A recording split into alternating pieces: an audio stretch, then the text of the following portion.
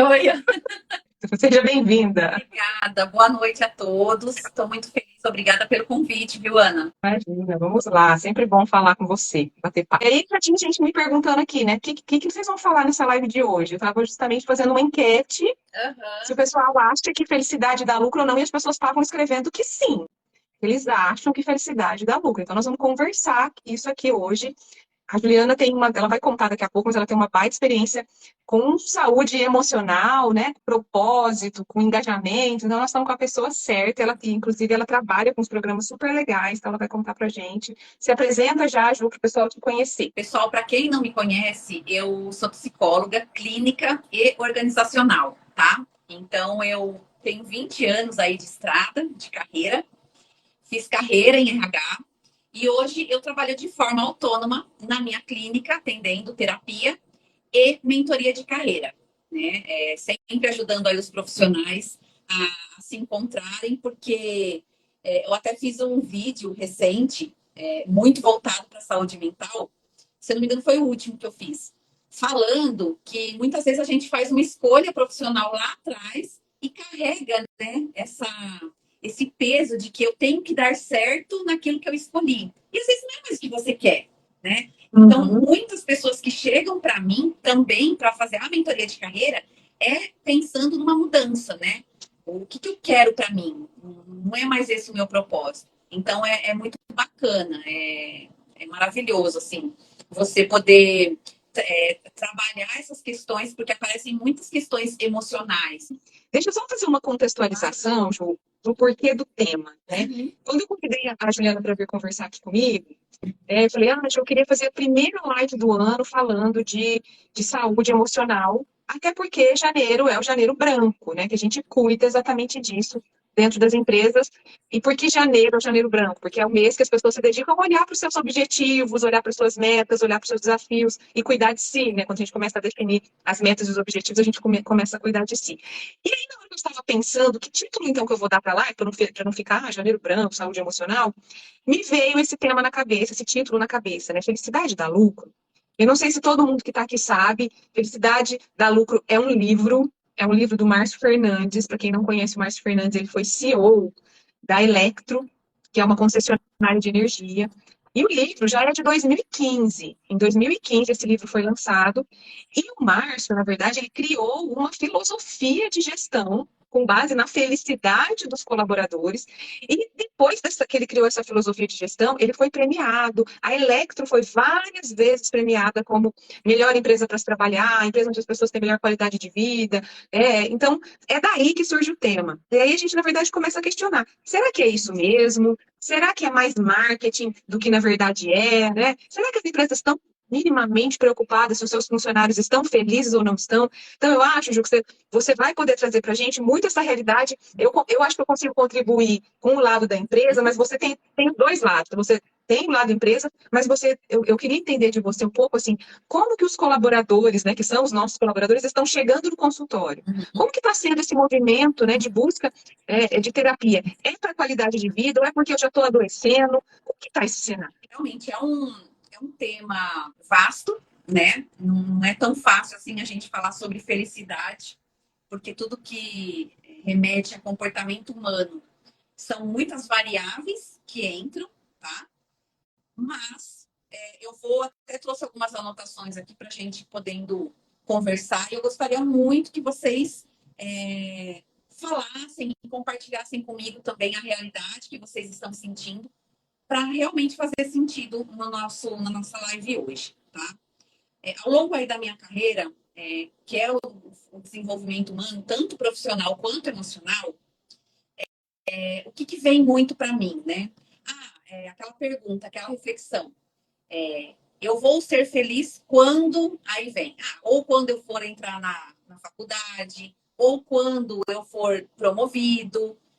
E aí vem uma série, uma lista, né, que as pessoas elas me procuram como se existisse uma, uma meta para ser feliz, né?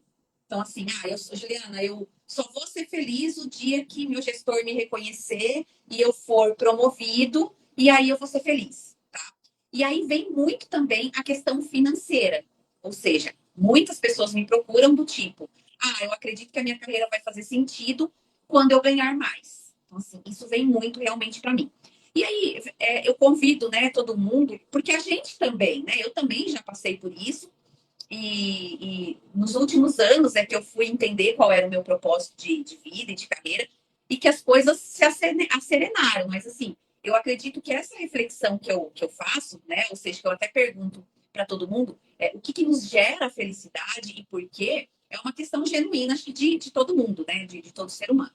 Então, por exemplo, vou dar um exemplo aqui, pegar um case. A pessoa vira para mim e fala assim: Juliana, eu estou fazendo a mentoria porque eu quero ganhar mais. Tá? Ok, tá. Você quer ganhar mais, mas para quê? Então, assim, eu já aviso o mentorado: ó, eu vou ficar te fazendo umas perguntinhas que uma hora você vai se irritar comigo, mas é importante que eu te faça. Então, tudo bem, você quer ganhar mais para quê? Aí vem a resposta: quero para comprar um carro. Tá? Exemplo, um carro do ano, né? E aí eu pergunto de novo: tá, você quer comprar um carro, mas para que você quer comprar esse carro?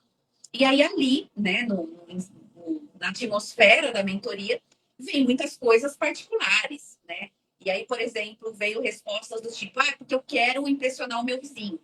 Então, assim, ele quer ganhar mais. Na hora que ele começa a refletir, ele quer ganhar mais para ele comprar um carro, para ele impressionar o vizinho, né? Então, assim, e aí, qual o questionamento que eu costumo fazer? Ok, mas que necessidade é essa de impressionar o vizinho, né? Vamos olhar um pouco mais para isso? E aí eu falo que o psicólogo começa a ser chato nesse sentido, porque aí as máscaras começam a cair, né? E aí a gente começa a perceber que, no fundo, na verdade, por exemplo, desse caso em específico, desse case, não passava de uma questão interna de validação.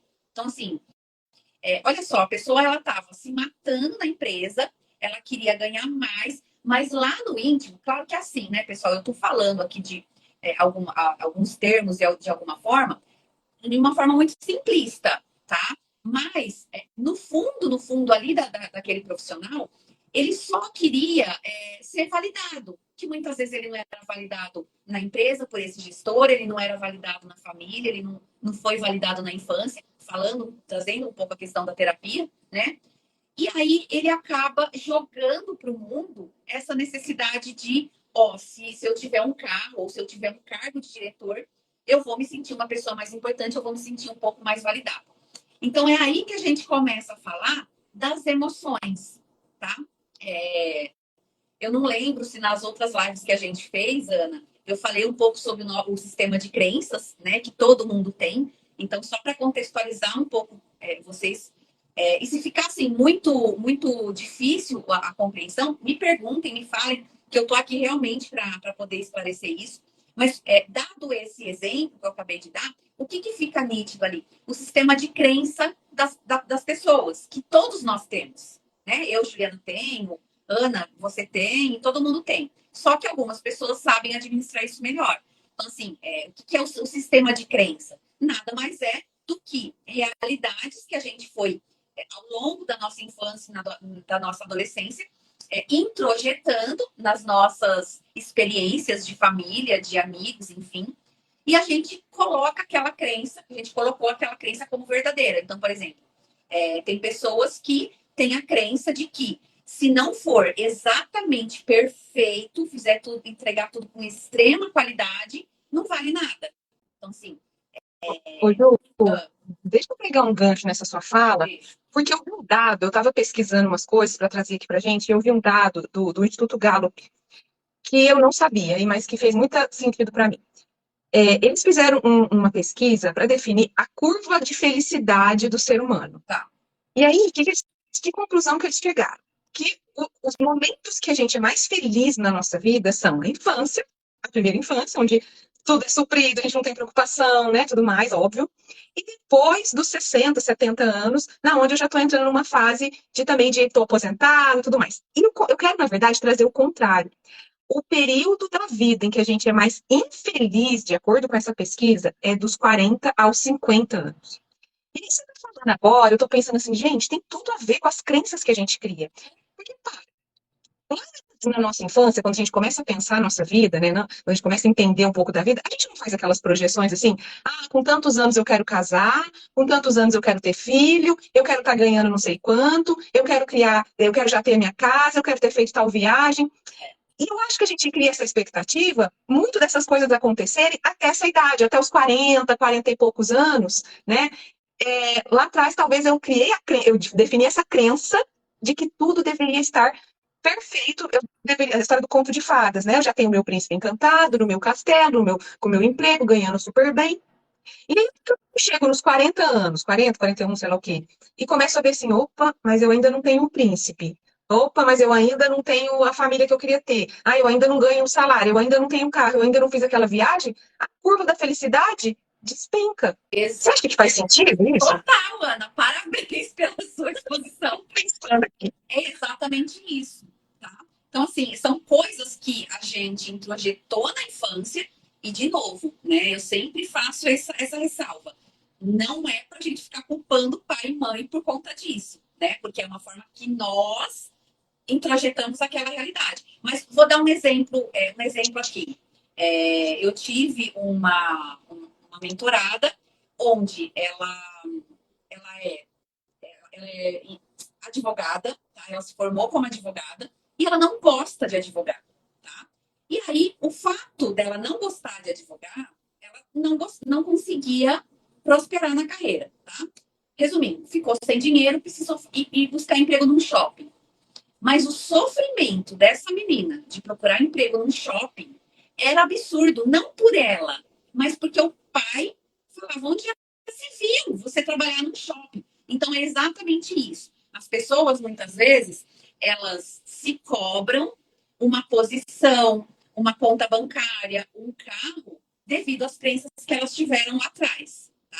E é aí que entra essa questão da gente olhar para as nossas emoções e colocar as nossas energias de uma forma correta, porque, por exemplo, agora falando de um outro caso, fazendo o link com esse, eu conheço pessoas que abandonaram a profissão, por exemplo, em grandes empresas e foram trabalhar com homeopatia, tá? De óleos essenciais até, e elas colocam tanta energia naquilo que hoje elas ganham muito mais um negócio super pequenininho do que quando elas estavam lá em grandes empresas. Tá? Uhum. Então, assim, faz total sentido isso que você falou e a gente traz mesmo. Não, eu ia puxar mais algumas outras informações aqui para a gente começar a pensar. Então, já que a gente está vendo que dos 40 aos 50 anos é a probabilidade da gente se sentir mais infeliz ao longo da nossa vida, né? E aí eu puxei alguns outros números de adoecimentos relacionados ao Brasil, relacionados a doenças emocionais. Então, você deve saber disso, mas pode ser que as pessoas que estão aqui não saibam. O Brasil é o primeiro país no mundo em casos de ansiedade, o segundo país no mundo em burnout, o quinto país do mundo em depressão. Uhum. Eu fiquei estarrecida também com esses rankings aqui, né? Primeiro de ansiedade, segundo de burnout, terceiro de depressão. Como que tá chegando para você no consultório esses casos? Assim, você está vendo muito isso causado pelo trabalho? Eu queria saber se você chega coisas assim para você. Burnout é trabalho, né? Mas e ansiedade, e depressão? Eu vi, né, outras também, estresse, pânico. Você vê isso chegando no consultório? Muito, muito, muito mesmo. Mas, até fazendo um aglomerado aí de tudo, é uma apatia, uma falta de sentido de vida. Então, assim, chega muitas pessoas com ansiedade, mas no fundo você vai trabalhando, é falta de sentido de vida. A depressão, a mesma coisa. O burnout também. Por quê? É exatamente em relação ao caso que eu falei. A pessoa, às vezes, ela nem pensa direito por que ela está correndo atrás de dinheiro. E aí ela trabalha, trabalha, trabalha, trabalha, trabalha. E aí no fim você fala, tá, mas você tá. Eu não lembro quem que me falou uma vez, na época que eu comecei na minha carreira, e eu era muito ansiosa também, né? Por isso que eu te falo, né? Eu também já passei emocionalmente por esses estágios. E a pessoa me falou assim: criatura, mas você está correndo para onde? Chega muita depressão, muita ansiedade, sim, mas é com uma base de falta de sentido que as pessoas estão vivendo isso. Inclusive, adolescentes. E aí eu quero até pegar um outro gancho, que eu também trago bastante isso aqui nos meus posts do Instagram, né? Porque assim, Tá ficando claro na sua fala que tudo parte da questão de autoconhecimento, né? Que a gente tem que se autoconhecer até para a gente ter um propósito e um objetivo definido. Só que o que eu tenho visto? As pessoas romantizando essa história de propósito e colocando o propósito como se. Acho que a gente até falou isso um pouco já de alguma outra vez, colocando o propósito num pedestal, e a própria busca por este propósito começa a gerar nas pessoas essa ansiedade, essa depressão, porque eu não me conheço. Eu não consigo, né, minimamente olhar para mim e definir quais são as minhas fortalezas, o que eu preciso trabalhar, aonde que eu quero chegar, qual que é o meu objetivo, e aí vem o tal do propósito, como se fosse uma coisa uau, que na verdade simplesmente é aquilo que me satisfaz, aquilo que me deixa feliz. Assim, não precisa ser uma coisa grandiosa, eu posso simplesmente querer ter um bom trabalho para pagar uma escola legal para os meus filhos. Pronto, pode ser esse o meu propósito. Isso, mas é por isso. A causa do Janeiro Branco e a importância da saúde mental, as pessoas e as empresas também falam tanto, mas assim, ainda existe uma dificuldade na busca, né? Uhum, Claro, eu sou uhum, suspeita em falar na questão da terapia, porque a terapia é o método mais apropriado e mais seguro para você buscar um autoconhecimento emocional, no caso, de uhum, questões mais profundas, tá? Mas eu percebo que as pessoas não querem muito esse contato. E aí o que elas uhum, fazem? Elas meio que mascaram. Ai, ó, eu não quero olhar muito para isso, não.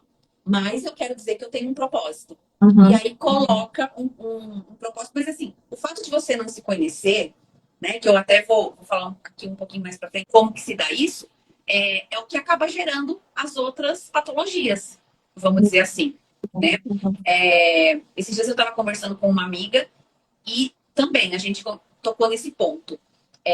A gente precisa olhar hoje, eu vou dar um exemplo de mim, tá?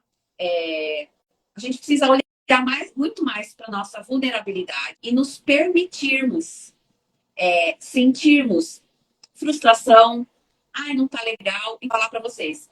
Amo o que eu faço, amo trabalhar com desenvolvimento de pessoas. Ai, mas algumas vezes pensei em largar? Lógico que eu pensei em largar. Tem horas que nossa, não quero mais fazer isso? Tem horas que eu não quero mais fazer isso.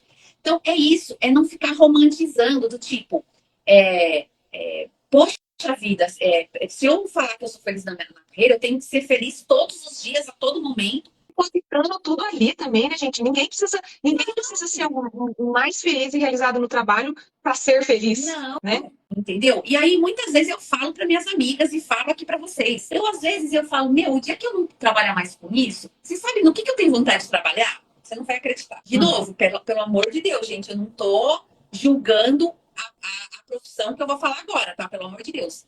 Mas eu tenho vontade de trabalhar em balcão de farmácia. Ai, você já me contou Eu já te isso. contei, né? Você me falou. Achei o máximo. Eu adoro farmácia. Então, sei lá, eu gostaria de ir lá e trabalhar no balcão de farmácia. Eu tenho um mentorado que ele é médico e ele falou, Ju, eu não quero mais. Eu estou me organizando para, óbvio, né, gente? A gente vai pensar nos prós e contras. Vou me organizar aqui com a minha família, mas eu quero ir trabalhar numa floricultura. Ser feliz é questão de escolha, exatamente, né? A gente escolhe, mas também a gente pode colocar um peso tão grande nas coisas e escolher ser infeliz o tempo inteiro. Por quê? Porque as nossas crenças do tipo, ai, mas eu devo para a sociedade. Como assim? Estudei 20 anos, vou trazer meus exemplos, né? Estudei 20 anos como psicóloga, tenho uma baita de uma carreira e eu vou, sei lá, fazer bolo de pote. Outra coisa também que eu tenho vontade de fazer. Adoro, adoro cozinhar. Morro de vontade de fazer coisa para vender, de comida, né? Então, assim, por que eu estou dando esses exemplos? Porque eu escuto muito isso nas minhas mentorias. Ai, mas, nossa, mas eu vou fazer isso? O que vão pensar? Criatura, né? Você vai pagar suas contas com aquilo. E muitas vezes, na hora que você estiver fazendo aquilo que você gosta, ganhando muito ou não, para você vai estar bom. Você não vai ficar correndo atrás. Então a gente começa a perceber, né, que a felicidade, se você está bem com você, você pode dar lucro para você mesmo. Eu não queria que a gente entre um pouco no ambiente organizacional, porque eu acho que o pessoal que está aqui talvez tenha essa expectativa, mas eu acho que essa primeira meia hora aqui da live já ficou claro para a gente que você pode dar lucro no sentido de trazer resultado, gerar resultado para você mesma, estando bem, estando feliz, tendo um objetivo, se conhecendo, colocando as suas crenças de uma maneira mais adequada e não, né, as réguas muito altas. Então, acho que isso já serviu a primeira parte da live. O lucro é você adequar a sua vida ao seu propósito. Então, assim, o lucro para você é, vamos supor, vou de novo dar um exemplo. Ah, eu vou vender bolo de pote, mas aquele planejamento que eu fizer, com aquele dinheiro que eu receber, vai estar dentro daquela vida que eu quero? Tá ok, é isso. Vamos olhar um pouco para o ambiente organizacional, né? E de um modo geral, eu queria que também vocês compartilhassem assim, se a empresa de vocês se preocupa com vocês estarem bem, com o equilíbrio de qualidade de vida pessoal, vida profissional, como que é a abertura que você tem com o seu líder, porque eu acho que esses são os principais pontos, né, Ju? Nas empresas, o que a gente vê? Existe um erro muito grande e ainda existe esse erro, até eu gostaria de ouvir também de você, Ana. Ainda tem aquela visão de vamos separar as emoções do intelecto. Muitas empresas ainda falam assim, não, nós entendemos que o ser humano é um ser integral. Então, assim, ok, entendemos, eu te contrato pelo seu perfil comportamental, mas na hora que você está lá, no vamos ver, na hora de uma reunião, ou na hora de um relatório a ser entregue, não quero saber das suas emoções, não quero saber do seu perfil comportamental. E aí o líder, no caso, tasca o jeitão dele de ser. Tá? Então, assim, o que eu quero explicar com isso? As nossas emoções, as nossas ansiedades, os nossos pensamentos, a nossa capacidade analítica, elas se cruzam no cérebro. Então, as nossas emoções com o nosso intelecto, elas se cruzam. E isso acaba detonando o nosso potencial, o nosso físico. Porque, assim, como você trouxe a questão da depressão, exatamente isso. É uma das doenças mais incapacitantes que existem. Então, isso ela acaba prejudicando o nosso potencial, as nossas relações. Então, por exemplo, que eu gosto de trazer dentro do ambiente organizacional e principalmente o papel do líder. Ele precisa entender que o comportamento dele influencia demais a emoção do outro. Então, claro, é aquele negócio do casamento, né? 50%, 50%. A gente tem que se olhar, a gente tem que se trabalhar internamente para não ser qualquer coisa que a gente derrame e acabe caindo. Mas o líder, ele também tem essa obrigatoriedade, vamos dizer assim, de entender que uma ação dele, um comportamento dele vai afetar o comportamento do outro, tá? E aí, porque muitas vezes o que acontece? Vou dar um outro exemplo prático aqui. Se você é um líder e não sabe conversar com o seu liderado, você vira para ele e fala assim: olha, você não está conseguindo entregar esses relatórios para mim. Não é assim que se fala com o liderado. Ah, você não está conseguindo entregar um relatório para mim. O que você tem que perguntar é: fulano, por que você não está conseguindo entregar um relatório para mim? E aí, já vou até dar uma dica aqui. Você conhece esse livro, Ana? Não diga aos outros o que fazer? Não conheço, nunca li. Para quem trabalha liderança, é um livro extremamente importante, chama Liderança Tranquila, de David Rock. Não diga aos outros o que fazer, ensine-os a pensar. Então, é exatamente isso. Por quê? Vamos pensar o seguinte, ele fala muito de neurociência, neuroplasticidade. Se você vira para o seu liderado e fala assim, você não está me entregando os relatórios, você pode estar acessando a crença do outro, do tipo, você é um incapaz. Você não falou isso, mas ele entendeu isso. Tá? Por isso que é difícil ser líder, não é fácil, né? Não é fácil lidar com pessoas. Mas o livro, ele fala muito essa questão de você olhar para o seu comportamento e estimular no outro uma autonomia de raciocínio, tá? E aí a gente começa a entrar na questão assim, ó, de propósito, de energia, de querer colocar a sua energia ali em prol da empresa. Então, quando você estimula no outro um raciocínio, perguntando, ao invés de falar, fulano, por que você não está me entregando os relatórios? Você não está conseguindo me entregar os relatórios. Você fala, fulano, vem cá, vamos conversar. Por que você acredita que você não está conseguindo entregar? Ou o que você precisa fazer para conseguir me entregar os relatórios no prazo? Ou até o que eu posso te ajudar para você conseguir entregar o relatório? Também. Então, assim, você vai estimular a autonomia na pessoa. E aí ela vai se sentir assim, opa, eu faço parte disso daqui. Eu sou ouvido, eu sou uma parte que importa. Tá? Então, ainda respondendo a sua pergunta lá, o que eu vejo muito das pessoas que chegam para mim, consultório, mentoria, As pessoas perderam o sentido das coisas também de não se sentirem parte das Uhum. organizações. Você sabe que, ó, uma das coisas, né, voltando até lá no comecinho da nossa live que eu estava explicando, né, que esse termo felicidade dá lucro é do Márcio Fernandes, e a teoria que o Márcio Fernandes criou, que é a filosofia de gestão, ela é pautada em alguns itens aqui que são confiança, abertura, proximidade e diálogo.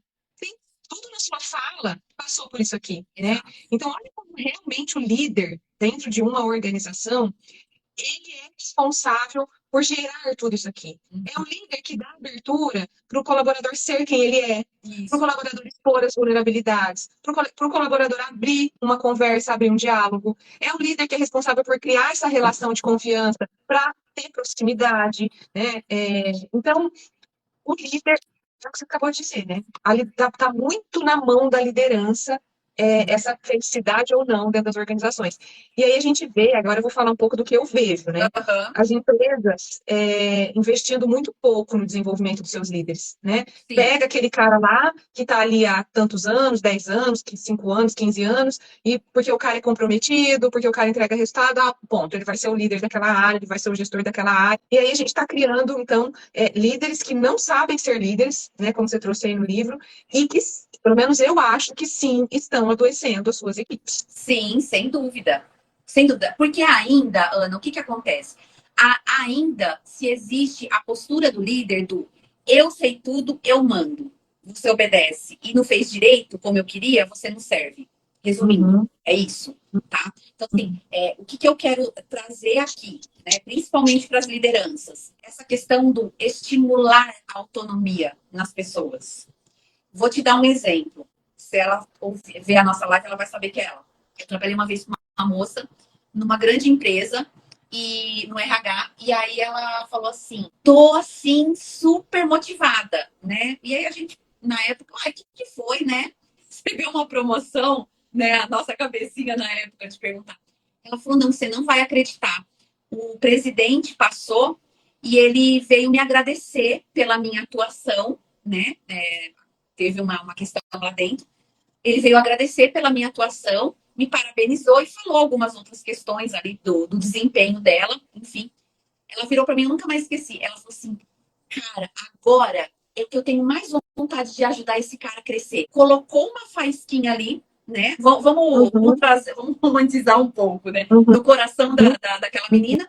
E uhum, ela falou: nossa, tô com o gás todo de fazer esse cara uhum. ganhar dinheiro. Eu já vi gente me falando, por exemplo, e aí eu até quero, se o pessoal que tá aqui com a gente não concordar, vão escrevendo aí, vocês estão muito quietinhos, não gosto de gente tão Muito quietinha. quietinho. A mesma empresa, uma empresa X, tinha um líder lá numa determinada área, e aí, assim, a equipe fazia de tudo por aquela pessoa. Falava, não, por esse cara, é o que você está falando, por esse cara eu dou o sangue. Não, esse cara, se ele, quando ele me pede para ficar aqui até mais tarde, eu fico. Por quê? Porque ele se importa com a gente, porque ele tá junto, porque ele é companheiro, porque ele é isso, aquilo, aquilo outro. Empresa X. Aquela pessoa saiu daquela empresa, veio um líder Y. Uhum.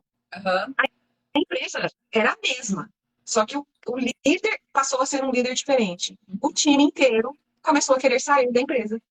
Porque entrou um cara que era desrespeitoso, um cara que não era humano, um cara que tratava as pessoas desse jeito, comando e controle, eu mando, você obedece, não tem conta para pagar, não, eu tô falando para você fazer. Então, assim, a empresa, óbvio que nesse caso houve um erro da empresa, que a empresa não poderia, né, ter feito uma contratação que eu acho que não tem fit cultural com a empresa. O time começou, não quero ficar aqui mais, não, vou mandar currículo, vou...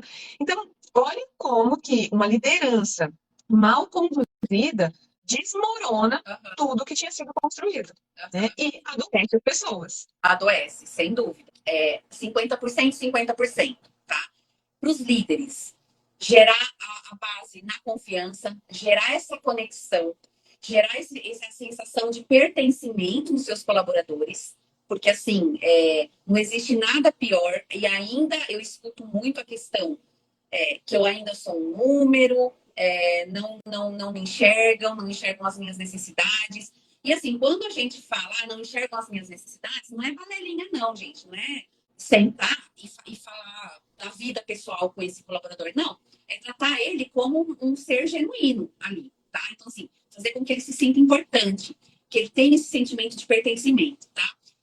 Criar esses mapas mentais. Então, o livro do David Rock, da Liderança Tranquila, ele traz muito essas questões do você despertar no seu colaborador. Porque eles falam assim que quando a gente questiona as pessoas e faz com que elas pensem, os nossos neurônios se conectam, né? E aí isso gera uma adrenalina, uma energia de realização. Então é aí que a gente começa a entender que na hora que a pessoa começa a sentir esse impulso, ela começa a sentir vontade de ir lá e fazer. Por isso que a felicidade da Lu tem esse pico de adrenalina, ela vai lá e faz. Com os líderes é esse olhar. E com a gente, porque assim, claro, a gente não pode depender, né, de um líder ficar nos falando tudo isso. Então, com a gente autoconhecimento, a gente precisa saber interpretar as nossas emoções, saber interpretar quais são as nossas necessidades, qual que é o nosso propósito, tá? Então, assim, qual que é o propósito de você estar ali?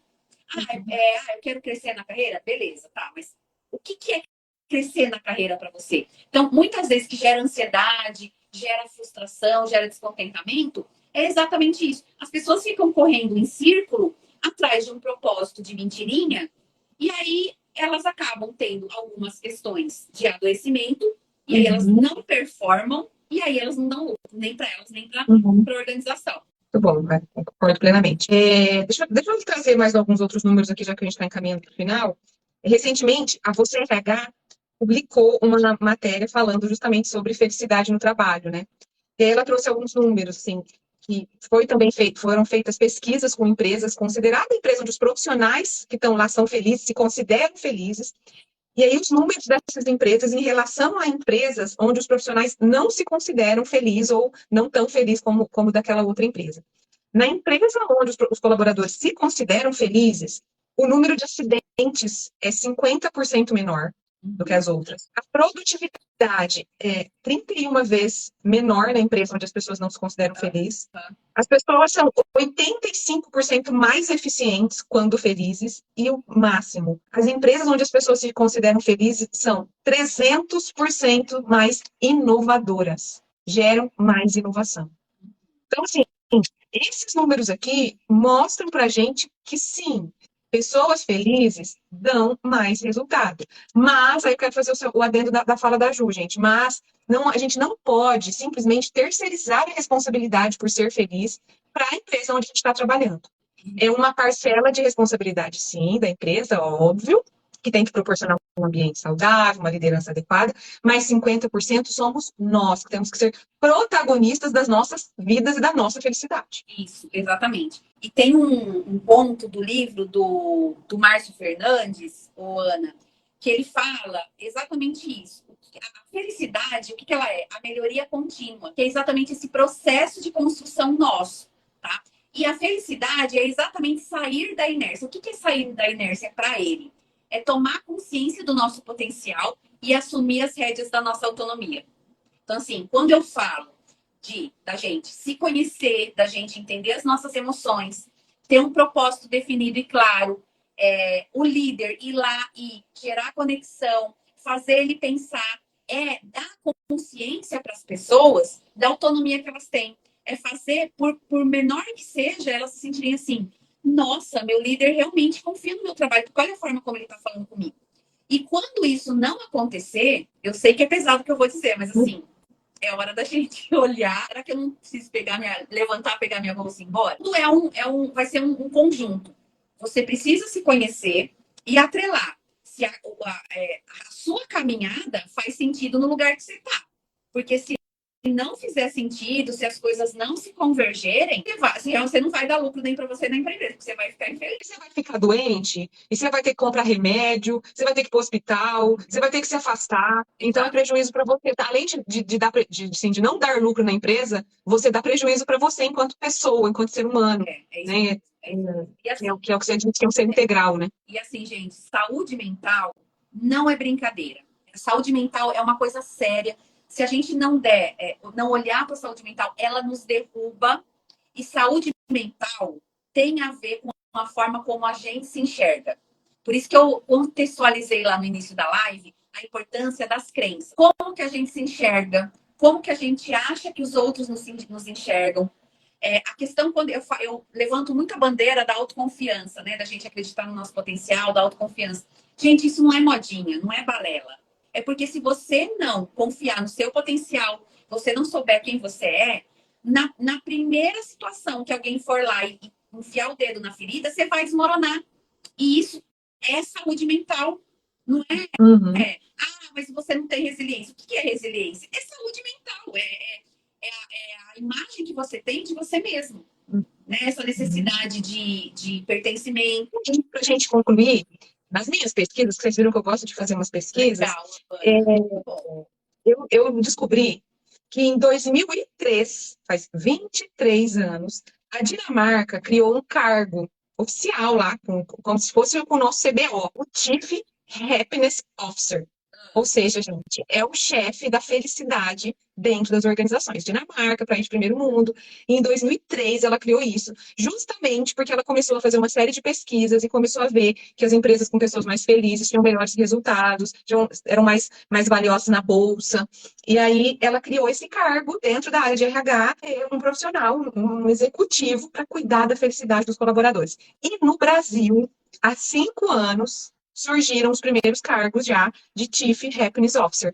Então, preparem, porque o futuro está aí, né? Por enquanto ainda é uma gotinha no oceano brasileiro, É, mas tudo está dizendo para a gente que sim, que a gente tem que cuidar da saúde emocional, da felicidade e do bem-estar dos nossos colaboradores. E nós, enquanto profissionais, também temos que nos cuidar. Ju, conta o seu projeto que você está fazendo agora da saúde mental, seus vídeos, para quem tiver interesse, fazer contato com você. claro. Tem alguns projetos que ele se adapta na necessidade da empresa. Então, por exemplo, existem empresas que adotam as oficinas de educação emocional. Então, quando eu falei que a gente precisa entender as nossas emoções, o que eu quero dizer com isso? Interpretar o que a gente está sentindo e nomear isso são de anos para cá que a gente está olhando para isso. Existem estudos muito recentes em relação a isso. Então, assim, não se sinta, ai, mas será que eu sou uma analfabeta emocional? Não, todo mundo é.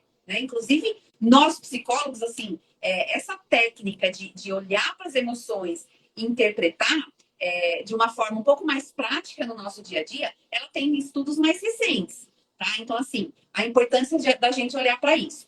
Então, as minhas oficinas, ela vem com esse propósito de trabalhar grupos pequenos, onde a gente vai olhar para as emoções que você sente no seu dia a dia, como que você está atuando com essas emoções, quais são os maiores problemas que você tem tido no trabalho em equipe, conflitos, falta de produtividade, perda de atenção e foco. Então, a gente trabalha todas essas questões práticas que você tem na sua entrega de resultados, o que tem a ver com as suas emoções.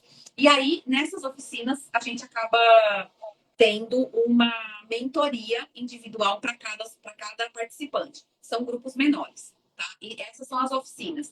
Agora, eu também faço outros modelos que outras empresas também têm adotado, são workshops mensais. Então, nos workshops mensais, cada mês eu vou fica planejado para a gente falar sobre um tema. Então, tipo, esse mês eu vou falar sobre agressividade no trabalho. Então, vai ser um tópico que eu vou falar sobre a raiva, como que a raiva ela nasce, por que a gente sente raiva, quais são as técnicas que a gente pode utilizar quando a raiva vem, porque assim, somos seres humanos.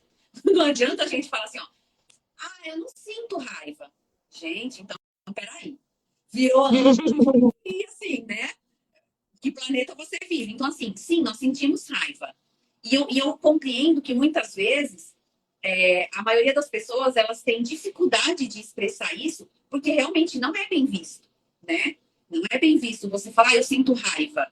Ok, mas a gente precisa fazer as pazes com isso. Sim, eu sinto raiva sim. A questão é como que você vai utilizar ela no seu dia a dia, Uhum. tá? Em relação a um colega, em relação ao seu próprio chefe. Tá? Outra coisa, o medo. Quantos profissionais eu tenho de mentoria que tem a emoção do medo? O que é a emoção do medo? Não consegue se posicionar numa reunião, não consegue falar sobre um projeto novo, não consegue dar uma ideia.